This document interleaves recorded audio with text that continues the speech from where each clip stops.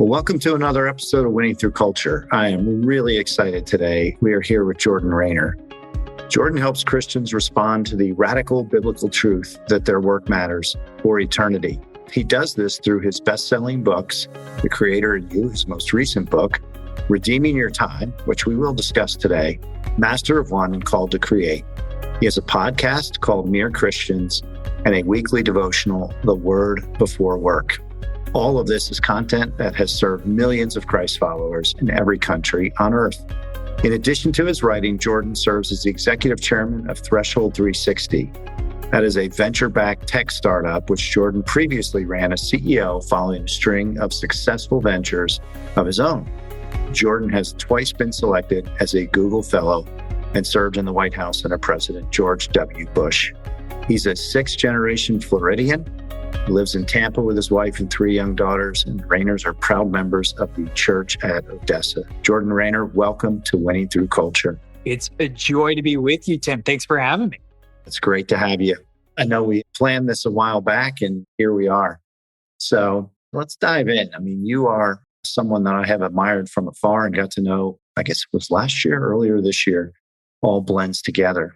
But you have quite an impressive resume. And we're going to talk a little bit about your book, Redeeming Your Time. But I mean, you're a Christian, you're a father, you're an entrepreneur, you're an author, podcaster.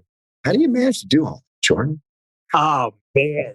Tim, I get this question a lot. I mean, the honest answer is redeeming your time is kind of the answer. This book is kind of the answer. But I tell people all the time, I do it with a lot of grace with myself, not gracefully, right? But giving myself a lot of grace and hopefully extending that same grace to other people in my life. No, but seriously, and it's part of the reason why I wanted to write Redeeming Your Time. I try my hardest to quote unquote do it all, to manage my time the way that the most productive human being who ever walked the earth managed his time. And Christian or not, I think it's pretty hard to dispute that Jesus of Nazareth is the most productive human being to ever live. Time magazine has called him the person of the last 2 millennia. No big deal, right? And I believe when you look at Matthew, Mark, Luke, and John, these first 4 books of the New Testament of the Bible, we call them the Gospels. These are biographies of the life of Jesus. We don't typically read religious text as biographies. We read them for theology, for ethics and ways of living. But Matthew, Mark, Luke, and John are biographies of the life of Christ, this most productive person who ever walked the earth. And I think when you read them in that way, you can see at least 7 timeless time management principles that enabled Jesus to be wildly productive, as I say in this book. And that's how I'm trying to live my life today. That's how I'm trying to, quote unquote, do it all, Tim. Well, I read the book not once, but twice, and very impactful as an achiever myself, someone that tries to do it all. I also know that there's a lot of wisdom in those Gospels you refer to relative to the most productive person to walk the earth. Let's dive into the book a little bit, Jordan, if we could. I mean, the purpose of the book is to help people be the best, most Christ-like versions of themselves possible, being purposeful, impactful, meaningful, wildly productive, to your point. Can you share with us, as you reference, the 7 time management principles that you cover in the book? Yeah, I'd be more than happy to give a flyover version of those. So, and again, these are what I think we could see in the life of Christ in the biographies. Number 1, Jesus started with the Word of God. In other words, he started with a manual for something that was bigger than himself and the work he had in front of him for that particular day, right? So I think we got to do the same thing. If we want to redeem our time, as the title of the book suggests, for something beyond the temporal, for something that's going to outlive us, we have to start with a manual that outlives us, that existed before we did, and that will continue to exist long before we're gone. So for me, that's the Word of God. That's the Holy Scriptures, the Bible, right? So that's principle number 1, start with the Word. Principle number 2, let your yes be yes. This is a command directly from Jesus' mouth. He told his disciples, let your yes be yes or your no be no. Anything more than this is from the evil one, right? So strong words. Translate that to modern parlance. To say you're going to send somebody a proposal by the end of the week and fail to do it is from the evil one, right? To say on my voicemail greeting, I'm going to call you back as soon as I possibly can, and not is from the evil one. Maybe that's a little extreme, but I don't know, right? But so much in my experience, so much of time management literature is focused on new things. It's setting goals to do new stuff. And Jesus encourages us to start with the stuff we've already committed to. So that's the second principle of the book, Let Your Yes Be Yes. Principle number 3, I call Dissent from the Kingdom of Noise. When you read the gospel biographies, Jesus of Nazareth spent a staggering amount of time in quiet places, lonely places, solitary places, right? He needed silence to think, I believe, to be creative, and most importantly, to listen to the voice of God. And I think we do as well today, now more than ever. We're living at the noisiest time in history, to cite the cliche of all cliches. Principle number 4, prioritize your yeses. Jesus didn't say yes to everything. Neither can we. I think we know this, but what does that look like practically? I really dive deep there in that chapter of the book. Principle number 5, accept your unipresence. So this is a weird word, obviously a made up word. Christians believe that God is omnipresent, meaning he's everywhere all the time. But what's interesting about Jesus, while Christians believe that Jesus was 100% God, he was also 100% man. And for 33 years, he traded that godly omnipresence, the ability to be everywhere all the time, for the human unipresence that you and I experience today. The problem is, a lot of us live as if we can at least mentally be in a bunch of different places at the same time. Jesus shows us that's impossible for the God of the universe. That's exactly right, right? Principle number 6 is embrace productive rest. That sounds like an oxymoron for high achievers like us, but Jesus shows us it's one of the most productive things we can do, to slow down, to rest weekly, nightly, and throughout the day. And then finally, the 7th principle is eliminate all hurry. I borrowed this from my friend John Mark Comer's terrific book, The Ruthless Elimination of Hurry. Jesus was crazy busy during his time on earth. One time in the gospel biographies, his family comes and grabs him and says he's, quote, out of his mind. He's so busy. But he was never over busy to the extent that he was snapping at other people in his life, or he appeared to be internally frantic and anxious. That's the line between busyness and hurry. And Jesus always seemed to stay on the right side of that line. And if we want to redeem our time the way he did, we've got to do the same thing. So at a really, really high level, that's a rough sketch of those 7 principles. And then, as you know, Tim, the rest of the book takes those 7 principles and maps them to more than 30 hyper-practical practices that show, okay, what does that actually look like in the 21st century? Because the way Jesus did that in the first century is going to look really different than the way you and I integrate those principles today. Yeah, and those are some very practical ideas and tools you share, because I think that's a big part of putting all of these principles into practice can be a real challenge for people. You had run a program, Jordan, at least once, actually twice now, I think, that I was a part of, that you did some coaching with individuals that had read the book on a small community basis. As you ran, I think, at least 2 of those, maybe more now. I mean, what were some of the themes that you kind of picked up that people seem to struggle the most with? The first one that comes to mind is really based on chapter 2 in the book. So let me backtrack for a second. Yeah. I would argue that in order for our yes to be yes, we have to have a system to track all of our commitments. I call this a commitment tracking system. CTS. CTS. And a lot of people listening are like, oh yeah, I've set up something like this before. I've set up a to-do list app, whatever. Here's where it breaks down though. People believe that they can make a one-time investment of time to set up their systems, and the system is going to maintain order on its own, right? That's just not how life works. Take my house, for example. If I go more than a day without cleaning up all my kids' toys, the house is going to be an absolute nightmare. And the same is true with whatever systems we are using to keep track of our to-dos, our projects and commitments. So where this typically breaks down for people is when they don't spend a little bit of time. I'm talking 15, 30 minutes a day tending to that system, maintaining it, doing what I call a weekly review, what David Allen calls a weekly review in his great book, Getting Things Done. That's where things really start to break down and where people have problems. And here's the sad reality, right? I've read 50 time management books throughout my career. All of them treat time management as like an easy problem to solve. That's ludicrous. Like, you know how I know it's not easy? Because there's 60,000 time management books, right? But like, I think just having that mindset going into any effort to redeem our time is really critical, knowing that this isn't going to be easy. We can make it easier, but it's never going to be perfectly simple. And signing up for that, knowing that hard things are the things worth doing. They're the things that make us purposeful, present, and wildly productive, as I say in the book. So I'm kind of taking this broader than the individual. Yeah. I mean, your mission is to help Christians, respond to the biblical radical truth that work matters for eternity. And our audience of this podcast are business owners in a lot of cases, or people that are responsible for others. I mean, what advice do you have for entrepreneurs actively working on their cultures, Jordan, to ensure the work everyone doing does really matter? Such a good question, Tim.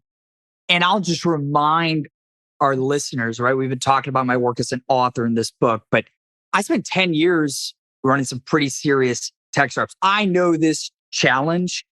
We ran a venture called Threshold 360. I ran it as CEO for 2.5 years, and we grew 5 to 150 people in 2.5 years. That's pretty rapid. Yeah, pretty fast. And the thing that mattered the most was making sure everybody understood what mattered most and making sure that everybody's work and everybody's goals connected to the company's overall vision and goals.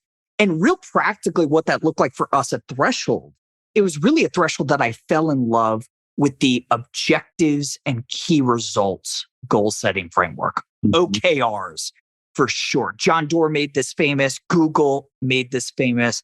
I'm just a massive fan of this goal setting framework because unlike KPIs or any other sort of goal setting framework I've come across in the past, it does a really great job of making sure everyone within the organization, everybody's goals are deeply attached and connected to the company. So for example, one quarter at Threshold, we had a single objective, live to fight another day, essentially, right? We needed to raise more money, survive, right? Yeah. And we had one key result, get to X amount in revenue, right? That was it.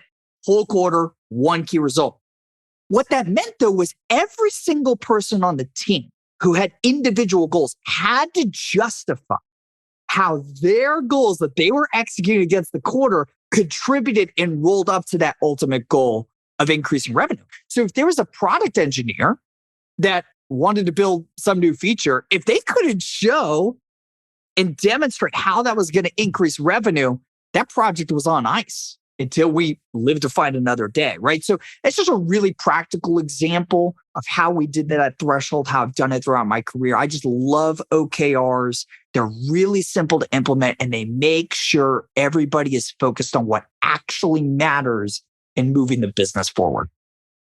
You really focused on that as, again, simple maybe, but not easy. And kept that as a quarterly focus. Yeah, but I'll add to that too. It's impossible for the organization to know what's important if you, the leader, don't know what's important. Yeah. And oftentimes the founders I run into, they're so consumed with new information, constantly being tethered to their laptop, constantly being tethered to email, that they don't have the space to themselves discern the essential from the noise, right? So I think that's such a critical practice. In fact, one of our investors at Threshold pulled me aside one day and he's like, hey, we're trying to build a profile of the ideal CEO to invest in, right? In your opinion, what's the number one thing we should be looking for?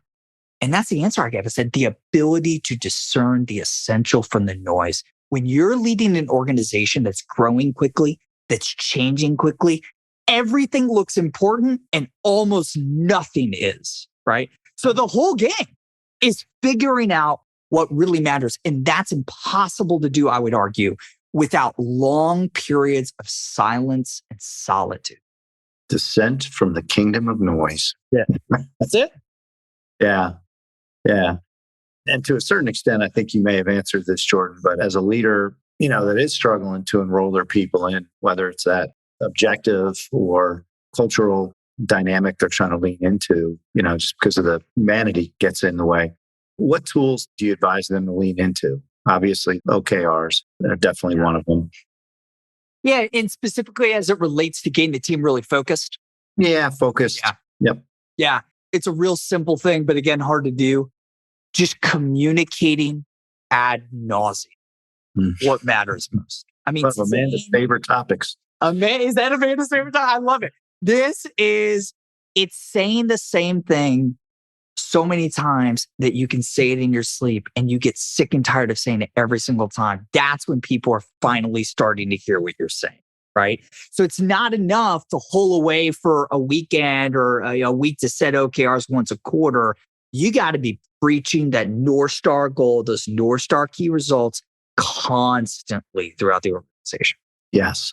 Just when you think they've heard it too many times, you may be getting close. You may be getting close. When they actually are saying, oh, that's what you meant.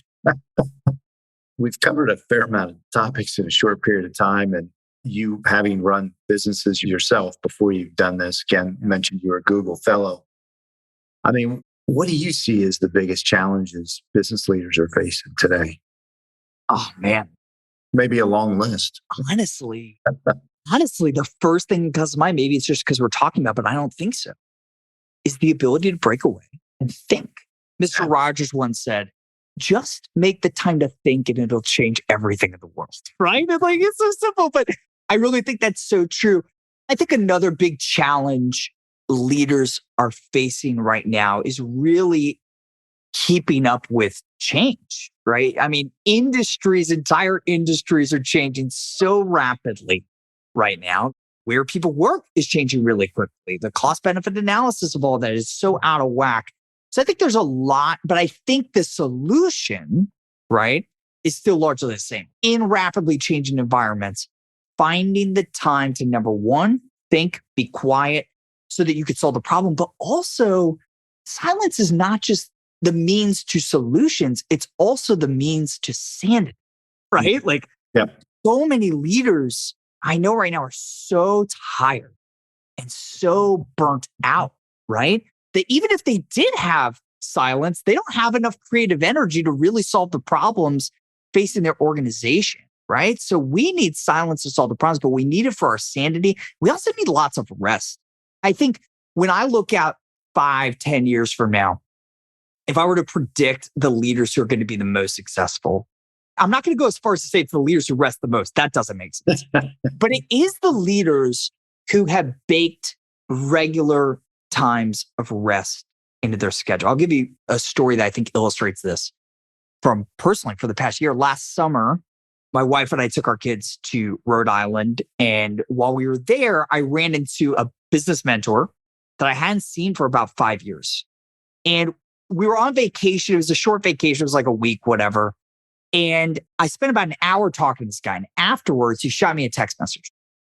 He said, hey, you seem so much more rested and so much less anxious than I've ever seen you before in your life.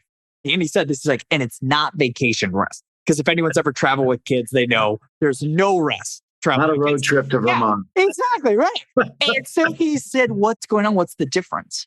And I told him that since the last time I saw him, I had begun observing this biblical idea called Sabbath, where for one day a week, I do absolutely nothing I have to do. And I only do things I get to do, like spending time with my church family, like enjoying the greatest food my city has to offer, playing with my kids and not touching my phone for 24 hours. And he, my mentor, responded back in a text message like, that's exactly what I expected. Because he has observed the Sabbath his entire life. And it's been a game changer for me. So I would encourage you, Christian or not, to consider this idea that Sabbath, this idea of one day off a week, truly off, not just off your computer, but mentally off, can actually be one of the most productive things for your sanity, but also one of the most productive things as you're chasing after your goals. Chick-fil-A is another case in point here, right? Chick-fil-A is one of the most productive retailers on the planet, right? 6 days a week. 6 days a week. It's crazy, but they're able to pull it off. And there's so many other stories like that. So I think the most successful leaders, the most impactful leaders, the ones with the greatest company cultures are going to be cultures that encourage that type of rest. I think I guess I'll speak for myself, Jordan, as type A that's been pushing it for a few decades. And Amanda and I actually were just having this discussion last week, ironically enough, but it's counterintuitive, I guess. And this kind of gets to your work in the sense that the world tells us more, push harder, push harder. That's obviously not the kingdom of God's message. And you talk in your book about the idea of Sabbath, not just in the sense of a day, but, technology. I think that's another topic that just seems to be coming up. There's this whole conversation that time seems to be going by faster and faster. And it seems to be running parallel with the speed of computing. Yeah, that's a good point. Don't know that there's a correlation there, but maybe perhaps. What have been the effects? Because again, in reading your book, I made some changes in my relationship with technology, I'll say. Yeah. Not just from a rest perspective, but from a focus perspective. But, it's not a coincidence that the rise in smartphones perfectly correlates to a massive drop in American productivity as a whole, right? Go look at the Bureau of Labor and Statistics. They got all this data. It's really fascinating. And a dramatic rise in our anxiety. Yeah. And there's lots been talk about, our devices making us more anxious. I think a little bit less on how our devices are making us so unproductive.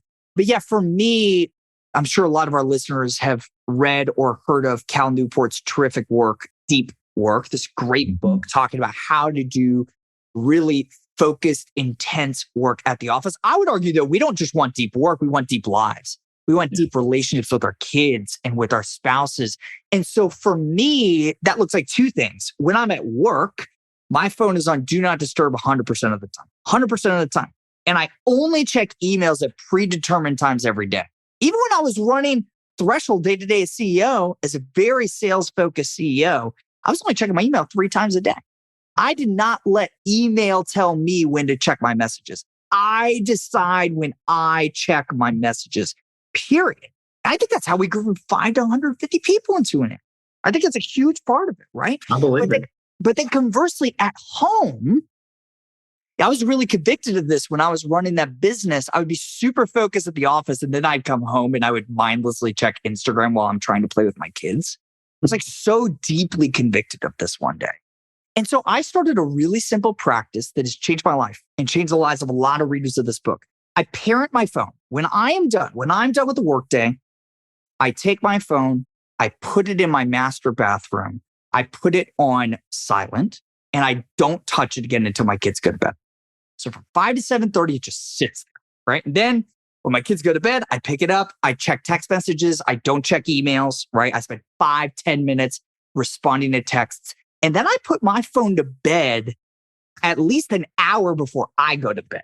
I don't mean literally next to my bed. It's in the other room. It's in my master bathroom. Outside your room. But that practice has been a total game changer for me to be able to do the deep work of loving my children and my spouse as myself. It's been one of the most life-giving things. And it's a simple thing. And I know some people are listening back. I can't do that. My team needs me from those hours. So here's how you could tweak this practice. Still put your phone in your master bathroom, but keep the ringer on, right? And if somebody really needs you, right, and you're not responding to your emails or not responding to your texts, if they really need you urgently, they'll call your cell phone. They'll call your cell phone, right? If they're really desperate. But here's the thing.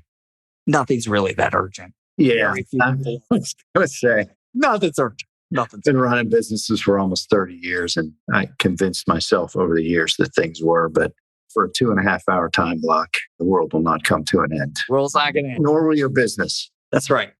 In most instances I can think of. You are obviously very well read. You mentioned mentors.